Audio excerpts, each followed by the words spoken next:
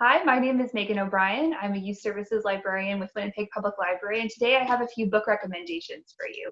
The first book is The Night Country by Melissa Albert. So this is book 2 in the Hazelwood series. The first book of the series, we see Alice find her way into the hinterland, which is a dark and dangerous fairy tale world. In book 2, she has found her way back into our world and is just trying her best to live a normal, non-magical life.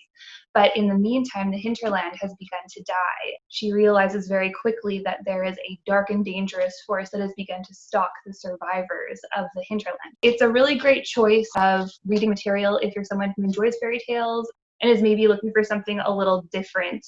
These are books that have a little bit more teeth. Keeping with our fairy tale theme, the next book that I have is actually a collection of poetry.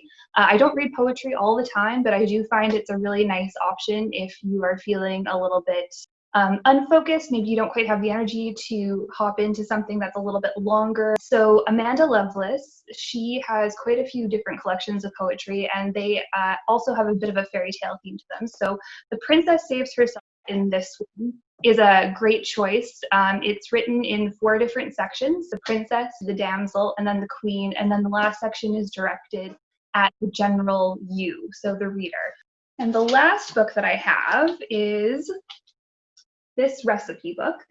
So Sweet Macarons, Delectable French Confections for Every Day. So I started making macarons a few months ago, and I had just grabbed a recipe off of the internet, and surprise, surprise, my first attempt, I couldn't even put them in the oven. I grabbed a recipe book, and that's actually been really helpful. So now I can pretty safely say that I'm able to put a batch into the oven and pull them out, and they come out looking like macarons. So I've shared them with friends and with family, and occasionally eaten an entire batch by myself, because, why not?